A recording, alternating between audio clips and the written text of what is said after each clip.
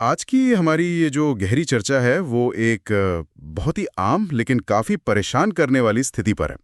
मतलब वो जड़ता, टाल-मटोल और एक तरह की उदासी में फंसे रहने का जो एहसास होता है ना, हम आज समझेंगे कि बिहेवियरल एक्टिवेशन डिज़ाइन नाम का एक अप्रोच, एक तरीका इससे बाहर निकलने में कैसे मदद कर सकता है। और हाँ, हमारी ये बातचीत आधारित है एक दस्तावेज पर जिसका नाम है बिहेवियरल एक्टिवेशन डिज़ाइन .pdf। इसमें काफ़ी अच्छी जानकारी है इस विषय पर। तो हमारा मकसद क्या है? सीधा सा है, इस प्रैक्टिकल तरीके को समझना कि कैसे सिर्फ सोचते रहने के बजाय करने पर फोकस करके हम अपनी मोटिवेशन और खुशी को फिर से जगा सकते हैं। ये कोई थियरी क्लास नहीं है, ये एक्शन लेने के बारे में है। कभी ऐसा लगा है कि आप काबिल तो हैं, करना भी चाहते हैं बेहतर, लेकिन जैसे कोई कोई दीवार है सामने, एनर्जी नहीं लगती, इच्छा ही नहीं होती? अगर हाँ, तो ये चर्चा शायद आपके काम आए। चलिए इसको खोल कर देखते हैं। तो सबसे पहले बात करते हैं निष्क्रियता के जाल की, ट्रैप ऑफ इनएक्टिविटी। दस्तावेज कहता है कि जब मूड खराब होता है तो हम कम एक्टिव हो जाते हैं। हाँ, और फिर कम एक्टिव होना हमारे मूड को और गिरा देता है। ये एक साइकिल बन जाती है, नीचे जाने वाली, है ना? हाँ, बिल्कुल। ये एक बहुत ही आम और सच कहूं तो शक्तिशाली पैटर्न है। और दिलचस्प बात यह है, जैसा कि स्रोत में भी बताया गया है, कि ये सिर्फ मन की बात नहीं है। मनोवैज्ञानिक नहीं। हाँ, वही। ये सिर्फ मन की बात नहीं है। जब हम निष्क्रिय होते हैं तो हमारे दिमाग के वो हिस्से जो इनाम या खुशी का एहसास कराते हैं, रिवॉर्ड सेंटर्स जिन्हें कहते हैं, वो ठीक से सक्रिय नहीं हो पाते। अच्छा। इससे क्या होता है, वो सकारात्मक भावनाएं, खुशी, उपलब्धि, ये सब महसूस करना और मुश्किल हो जाता है। हाँ, थोड़े समय के लिए शायद वो निष्क्रिय रहना, सोफे पर पड़े रहना आसान लगे, हाँ। एक बचाव जैसा। लेकिन लंबे समय में देखें तो ये हमारी दुनिया को जैसे छोटा कर देता है। मौके कम हो जाते हैं, लोगों से जुड़ाव कम हो जाता है और तनाव बढ़ सकता है। और ये समझना जरूरी है कि ये किसी की गलती नहीं है, कोई चारित्रिक दोष नहीं। ये अक्सर एक सीखा हुआ व्यवहार बन जाता है, एक आदत। और यहीं पर मुझे लगता है एक बहुत बड़ी गलतफहमी है। दस्तावेज इसे प्रेरणा का मिथक कहता है, मिथ ऑफ मोटिवेशन। हम में से ज्यादातर लोग यही सोचते हैं कि कुछ करने के लिए पहले फील आना चाहिए, पहले मोटिवेटेड महसूस करना जरूरी है। लेकिन दस्तावेज कहता है, और ये बात मुझे काफी शौकाने वाली लगी, कि असल में एक्शन पहले आता है, मोटिवेशन बाद में। Action precedes motivation. ये सुनने में बिल्कुल उल्टा लगता है, क्या ये सच है? हाँ, ये बात समझना बहुत जरूरी है। और यही बिहेवियरल एक्टिवेशन का, आप कह सकती हैं, केंद्रीय सिद्धांत है। प्रेरणा का इंतजार करना वो हमें उसी निष्क्रियता के जाल में फंसाए रखता है। दस्तावेज में बताया गया है कि जब हम कोई काम करते हैं, चाहे वो कितना ही छोटा क्यों ना हो, जैसे जैसे सिर्फ बिस्तर से उठकर कपड़े बदलना या बस 5 मिनट के लिए टहलना, तो हमारे दिमाग को एक हल्का सा सिग्नल मिलता है, एक इशारा। ये इशारा उपलब्धि का हो सकता है या सिर्फ एक काम पूरा करने की संतुष्टि का। और यही छोटा सा इनाम जो है वो आगे के काम के लिए ईंधन बनता है, मतलब थोड़ी और प्रेरणा जगाता है। स्रोत में 5 मिनट जंप स्टार्ट जैसी तकनीक का जिक्र है ना। अच्छा, वो 5 मिनट वाला रूल। हाँ, खुद से वादा करें कि आप कोई काम सिर्फ 5 मिनट के लिए करेंगे। अक्सर क्या होता है, एक बार शुरू कर दें तो फिर जारी रखना उतना मुश्किल नहीं लगता। वो जो शुरुआत की हिचकिचाहट है ना, वही सबसे बड़ी बाधा होती है। मतलब प्रेरणा कोई ऐसी चीज नहीं जिसको हम इंतजार करें, बल्कि वो कुछ ऐसा है जैसे हम खुद पैदा करते हैं, एक्शन लेकर। बिल्कुल सही कहा आपने। और यहाँ एक और अहम बात है जिस पर दस्तावेज जोर देता है। अपनी भावनाओं पर बहुत ज्यादा फोकस करने के बजाय अपने मूल्यों पर, अपनी वैल्यूज पर ध्यान केंद्रित करना। वैल्यूज मतलब सोचिए, आपके लिए जीवन में क्या महत्वपूर्ण है। शायद स्वास्थ्य है, या सीखना, या परिवार, या रचनात्मकता। ये आपके मूल्य हैं। तो मान लीजिए आपका मूल्य है स्वास्थ्य। अब जिम जाने का मन बिल्कुल नहीं है, लेकिन आप फिर भी जाते हैं। क्यों? क्योंकि स्वास्थ्य आपके लिए महत्वपूर्ण है। ये मन होने या ना होने से ऊपर उठकर जो जरूरी है उसे करने की बात है। भावनाएं तो आती जाती रहती हैं, है ना, लेकिन मूल्य ज्यादा स्थिर होते हैं, वो हमें दिशा दिखाते हैं। ये वाकई दिलचस्प है। और ये सिर्फ कोई मनोवैज्ञानिक ट्रिक नहीं है, जैसा आपने कहा। इसके पीछे बाकायदा विज्ञान है। वो जो सेक्शन है बिहेवियरल एक्टिवेशन का विज्ञान, वो बताता है कि जब हम कोई फायदेमंद या सार्थक गतिविधि करते हैं तो ये सच में हमारे ब्रेन की केमिस्ट्री बदल सकता है। कैसे? हाँ, ये बहुत ही महत्वपूर्ण बात है। जब हम एक्टिव होते हैं, खासकर ऐसी एक्टिविटीज में जो हमें या तो खुशी दें, प्लेजर या निपुणता का एहसास कराएं, तो हमारे मस्तिष्क में कुछ केमिकल्स, न्यूरोट्रांसमीटर्स जैसे डोपामीन और सेरोटोनिन, उनका स्तर बढ़ सकता है। अच्छा, वही केमिकल्स जो मूड से जुड़े हैं, बिल्कुल। ये वही रसायन है जो हमारे मूड, प्रेरणा, खुशी, इन सब भावनाओं से सीधे तौर पर जुड़े हैं। और जब हम निष्क्रिय होते हैं तो इन रसायनों का प्रवाह कम हो सकता है, जिससे मूड और गिरता है। तो गतिविधि करना, एक्शन लेना, ये शाब्दिक रूप से हमारे मस्तिष्क को दोबारा तारतम्य मिलाने, रीवायर करने में मदद कर सकता है। और इस बात का प्रमाण भी है। रिसर्च क्या कहती है? दस्तावेज में जैकबसन के अध्ययन का जिक्र था। हाँ, बिल्कुल। जैकबसन और उनके साथियों ने एक बहुत प्रभावशाली शोध किया था। उसमें ये पाया गया कि बिहेवियरल एक्टिवेशन यानी BA डिप्रेशन के इलाज में उतना ही प्रभावी हो सकता है जितना कि पारंपरिक कॉग्निटिव थेरेपी, और कुछ मामलों में तो दवाओं जितना भी। अरे वाह, ये तो काफी बड़ी बात है। हाँ, ये बहुत बड़ी खोज थी। और इसके अलावा रिसर्च ये भी बताती है कि BA मस्तिष्क के एक खास नेटवर्क, डिफॉल्ट मोड नेटवर्क यानी DMN, उसकी गतिविधि को कम करने में भी मदद कर सकता है। DMN, ये क्या होता है और इसका निष्क्रियता से क्या लेना देना? DMN, देखिए, ये हमारे मस्तिष्क के कुछ क्षेत्रों का एक नेटवर्क है जो तब ज्यादा सक्रिय होता है जब हम किसी बाहरी काम पर ध्यान नहीं दे रहे होते हैं। मतलब जब हमारा मन यूं ही भटक रहा होता है, हम अपने बारे में सोच रहे होते हैं या अतीत की बातें या भविष्य की चिंताएं। अच्छा, मतलब वो अंदरूनी सोच विचार वाला मोड। हाँ, कह सकते हैं। और डिप्रेशन या चिंता में ये नेटवर्क अक्सर जरूरत से ज्यादा सक्रिय होता है और नकारात्मक विचारों और जुगाली, रूमिनेशन से जुड़ जाता है। मतलब एक ही बात को बार बार सोचना। तो जब हम किसी सार्थक गतिविधि में लगते हैं तो हमारा ध्यान बाहरी दुनिया पर जाता है। इससे DMN की गतिविधि कम हो सकती है और हम उस नकारात्मक सोच के चक्र से बाहर निकल पाते हैं। मूल रूप से एक्शन हमें उस मानसिक भंवर से बाहर खींचता है और एक ऊपर की ओर जाने वाले चक्र में डालता है। Upward spiral. हाँ, जहाँ छोटे छोटे सकारात्मक कदम और सकारात्मक भावनाओं को जन्म देते हैं और वो भावनाएं फिर और कदम उठाने को प्रेरित करती हैं। तो ये विज्ञान हमें साफ तौर पर बता रहा है कि बस कुछ करो वाली सलाह के पीछे एक ठोस न्यूरोबायोलॉजिकल कारण है। ठीक है, तो हमने समस्या समझ ली, निष्क्रियता का जाल, प्रेरणा का मिथक और उसके पीछे का विज्ञान भी। अब आते हैं समाधान पर। इस जाल से निकलने और वो अपवर्ड स्पाइरल बनाने के लिए एक प्लान चाहिए। दस्तावेज कहता है कि पहला प्रैक्टिकल कदम है गतिविधि ऑडिट करना। क्या मतलब है इसका? कैसे करते हैं इसे?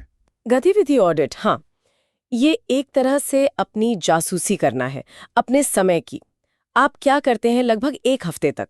आप घंटे घंटे का हिसाब रखते हैं कि आप अपना समय कैसे बिता रहे हैं। और इसमें सिर्फ ये नहीं लिखना कि क्या किया, बल्कि ये भी नोट करना है कि उस वक्त या उसके ठीक बाद आपका मूड कैसा था, शायद 1 से 10 के स्केल पर। जैसे कोई उदाहरण? जैसे मान लीजिए सुबह 9 से 10 बजे ईमेल देखें, मूड 4-10। 10 से 11 बजे दोस्त से फोन पर बात की, मूड 7-10। 11 से 12 बजे टीवी देखा, मूड शायद 3-10। और इसे ईमानदारी से करना है, बिना खुद को जज किए। बस डेटा इकट्ठा करना है। तो ये अपनी जिंदगी का डेटा जमा करना हुआ, ताकि पैटर्न दिखें कि कौन सी चीजें मूड उठाती हैं, कौन सी गिराती हैं। बिल्कुल सही। यह हमें अटकलों से हटाकर सीधे तथ्यों पर ले आता है। हो सकता है आपको लगता हो कि टीवी देखना आपको रिलैक्स करता है, पर ऑडिट बताए कि ज्यादा देर टीवी देखने के बाद मूड असल में गिर जाता है। या शायद पता चले कि सिर्फ 15 मिनट की सैर भी आपके मूड पर काफी अच्छा असर डालती है, जिसकी आपने उम्मीद न की हो। ये डेटा फिर आगे की योजना बनाने का आधार बनता है। इसके बाद इस जानकारी का इस्तेमाल करके हमें उन गतिविधियों को पहचानना होता है जो खास तौर पर 2 कैटेगरी में आती हैं। एक जो खुशी, प्लेजर दे, और दूसरी जो निपुणता, मास्टरी का एहसास कराएं। खुशी और निपुणता, ये 2 तरह की ही क्यों? क्योंकि ये दोनों ही हमारे अच्छे मूड और आत्मसम्मान के लिए बहुत जरूरी हैं। खुशी वाली गतिविधियां वो हैं जो सीधी सीधी मजा, आनंद या आराम देती हैं, जैसे संगीत सुनना, दोस्तों से मिलना, कोई हॉबी करना। और निपुणता वाली गतिविधियां वो हैं जिनसे हमें लगता है कि हमने कुछ हासिल किया, हम सक्षम हैं या हमारा नियंत्रण है। जैसे कोई काम पूरा करना, कुछ नया सीखना, घर साफ करना, किसी चुनौती का सामना करना। एक संतुलित अच्छे जीवन के लिए दोनों का मिश्रण जरूरी है। और जब लोग निष्क्रियता में फंसते हैं तो अक्सर ये दोनों ही तरह की गतिविधियां कम हो जाती हैं। और ये सिर्फ कोई भी एक्टिविटी नहीं होनी चाहिए, है ना? आपने पहले मूल्यों, वैल्यूज की बात की थी। दस्तावेज इस पर बहुत जोर देता है। ये कैसे जुड़ता है? हाँ, ये बहुत ही शक्तिशाली हिस्सा है इस पूरे प्रोसेस का। मूल्य यानी वैल्यूज वो दिशा देने वाले सिद्धांत हैं जो बताते हैं कि हम असल में कैसा जीवन जीना चाहते हैं, हमारे लिए सच में क्या महत्वपूर्ण है। जैसे किसी के लिए हो सकता है रचनात्मकता, सीखना, स्वास्थ्य, परिवार, समाज सेवा। जब हम ऐसी गतिविधियां चुनते हैं जो इन गहरे मूल्यों से जुड़ी होती हैं, तो वो ज़्यादा सार्थक लगती हैं, ज़्यादा मोटिवेशन देती हैं, भले ही उनमें थोड़ी मेहनत लगे। जैसे अगर स्वास्थ्य आपका मूल्य है, तो एक्सरसाइज करना सिर्फ कैलोरी जलाना नहीं रह जाता, वो अपने मूल्य के अनुसार जीना बन जाता है। सही बात है। अगर सीखना एक मूल्य है, तो कोई ऑनलाइन कोर्स करना सिर्फ एक काम नहीं, बल्कि अपने विकास का एक तरीका बन जाता है। दस्तावेज में एक वैल्यूज एंड प्लेजर इन्वेंट्री बनाने का सुझाव है। मतलब बैठकर सोचें और लिखें कि आपके व्यक्तिगत मूल्य क्या हैं और फिर ऐसी कौन सी गतिविधियां हैं जो खुशियां, निपुणता दें और इन मूल्यों से मेल भी खाती हों। तो पहले ऑडिट करो, समझो क्या चल रहा है, फिर खुशी और निपुणता देने वाली चीजें पहचानो और फिर उन्हें अपने मूल मूल्यों से जोड़ो ताकि वो ज्यादा मीनिंगफुल लगे। ये तो काफी सिस्टमैटिक लग रहा है। इसके बाद क्या? हाँ, ये एक स्ट्रक्चर देता है। तो एक बार हमारे पास ऐसी अच्छी सकारात्मक गतिविधियों की लिस्ट आ गई जो मूल्यों से जुड़ी हों और खुशी या निपुणता दें, तो अगला कदम है बीए हायरार्की बनाना। बीए हायरार्की ये क्या है? सुनने में थोड़ा टेक्निकल लगता है, पर मतलब सीधा सा है। आप उन सभी पहचानी गई गतिविधियों को उनकी अनुमानित कठिनाई या उनमें लगने वाली ऊर्जा के हिसाब से रैंक करते हैं। जैसे 1 मतलब बहुत आसान, बहुत कम एनर्जी लगेगी, और 5 या 10 मतलब बहुत कठिन, बहुत ज्यादा एनर्जी लगेगी। अच्छा, मतलब आसान से मुश्किल तक की लिस्ट बनाना। पर क्यों? सीधे मुश्किल काम क्यों ना चुने? क्योंकि सोचिए, जब कोई पहले से ही निष्क्रियता और कम प्रेरणा से जूझ रहा है, तो सीधे सबसे मुश्किल काम पर कूदना वो बहुत भारी लग सकता है। इससे फेल होने का डर बढ़ सकता है और इंसान फिर से पीछे हट सकता है। हायरार्की हमें छोटे, मैनेजेबल कदमों से शुरू करने का मौका देती है।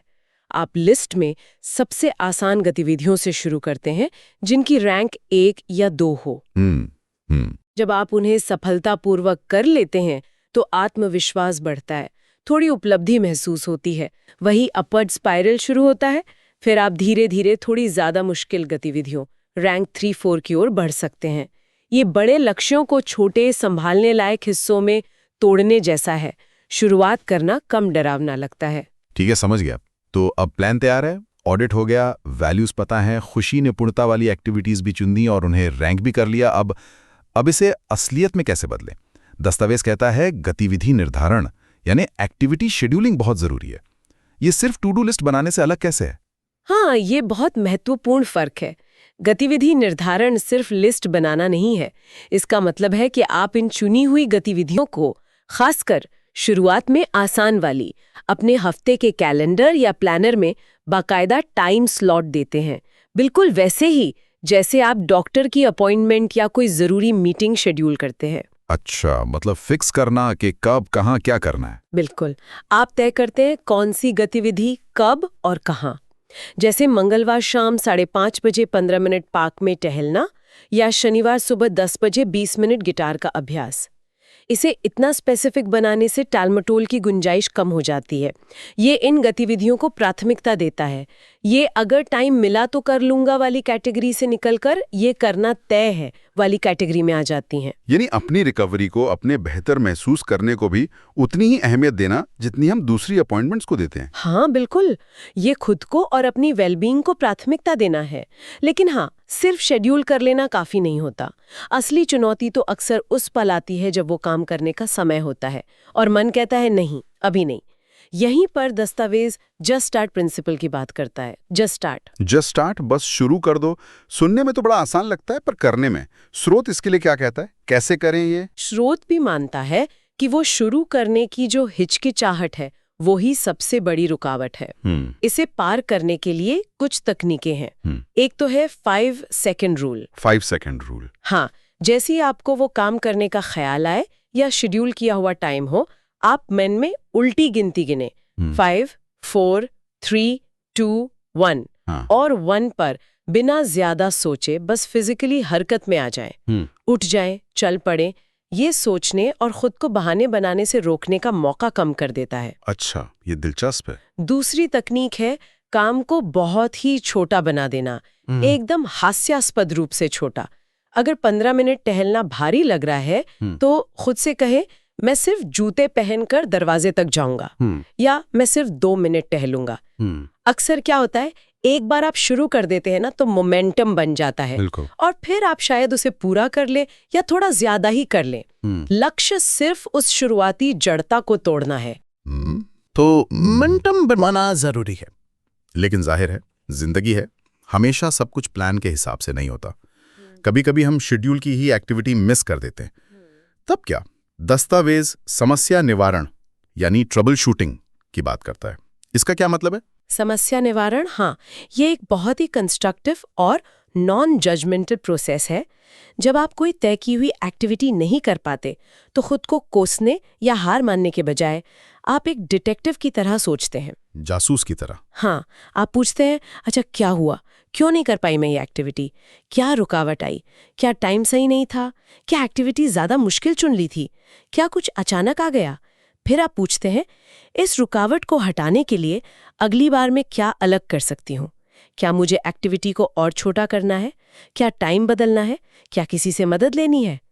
ये एक सीखने की प्रक्रिया है। हर असफलता असल में अगली बार बेहतर प्लान बनाने के लिए एक इन्फॉर्मेशन सोर्स बन जाती है। तो ये ब्लेम गेम नहीं है, ये प्रॉब्लम सॉल्विंग है। इसमें वो आत्मकरुणा, सेल्फ कंपैशन की बात भी थी। हाँ, आत्मकरुणा बहुत जरूरी है यहाँ। ये समझना कि उतार चढ़ाव आएंगे, सब दिन एक जैसे नहीं होंगे, और ऐसे में खुद पर थोड़ा नर्म होना जरूरी है। लेकिन दस्तावेज ये चेतावनी भी देता है कि आत्मकरुणा को आत्म अनुग्रह मतलब सेल्फ इंडल्जेंस या बहानेबाजी में ना बदलने दें। अच्छा, मतलब संतुलन बनाना है। बिल्कुल, संतुलन जरूरी है। खुद पर नर्म रहें पर साथ ही अपनी जिम्मेदारी भी समझें। और इस पूरी प्रक्रिया में एक और चीज जो बहुत मदद करती है वो है प्रगति पर नजर रखना, ट्रैकिंग प्रोग्रेस। अपनी प्रोग्रेस को ट्रैक करना। हाँ, उससे क्या फायदा? इसके कई फायदे हैं। जब आप नियमित रूप से अपना मूड ट्रैक करते हैं, शायद दिन में 1-2 बार 1 से 10 के स्केल पर, और साथ में ये भी लिखते हैं कि आपने कौन सी एक्टिविटीज पूरी की, तो समय के साथ आपको पैटर्न्स दिखने लगते हैं। आप साफ देख सकते हैं कि कौन सी गतिविधियां सच में आपके मूड को बेहतर बना रही हैं। हाँ, ये तो मोटिवेटिंग होगा। बिल्कुल, जब आप देखते हैं कि आपकी कोशिशें रंग ला रही हैं, भले ही धीरे धीरे, तो जारी रखने की हिम्मत मिलती है। ये उस अपवर्ड स्पाइरल का ठोस सबूत देखने जैसा है। आप इसके लिए डायरी यूज कर सकते हैं, कोई ऐप या सिंपल स्प्रेडशीट। ये आपको जवाब दे भी रखता है, और अगर प्रगति रुक सी गई है तो समस्या निवारण में भी मदद करता है। तो ये पूरा ढांचा, ऑडिट, वैल्यूज, खुशी निपुणता, हायरार्की, शेड्यूलिंग, जस्टा, ट्रबल शूटिंग, ट्रैकिंग, ये सब मिलकर एक बहुत ही व्यवस्थित तरीका बनाते हैं निष्क्रियता से बाहर निकलने का। लेकिन क्या हमेशा इतनी सख्ती से शेड्यूल करना पड़ता है? क्या जिंदगी भर ऐसे ही चलेगा? दस्तावेज में शेड्यूलिंग से सहजता, शेड्यूलिंग टू स्पॉन्टेनिटी की बात थी। हाँ, ये एक बहुत अच्छा सवाल है और ज़रूरी भी। देखिए, शुरुआत में जब मोटिवेशन बहुत कम होती है और निष्क्रियता की आदत बहुत मजबूत, तब वो स्ट्रक्चर्ड शेड्यूलिंग बहुत मददगार होती है। वो एक बैसाखी की तरह काम करती है।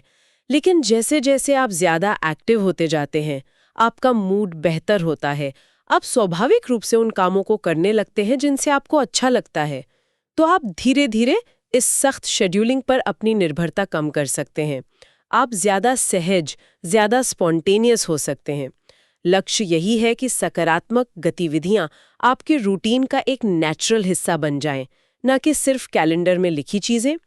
हालांकि कुछ मुख्य आदतें जो कोर हैबिट्स हैं, जैसे शायद थोड़ा व्यायाम, लोगों से मिलना, कोई मीनिंगफुल काम, उन्हें बनाए रखना फिर जरूरी हो सकता है, ताकि आप वापस पुरानी आदतों में न फिसा लें।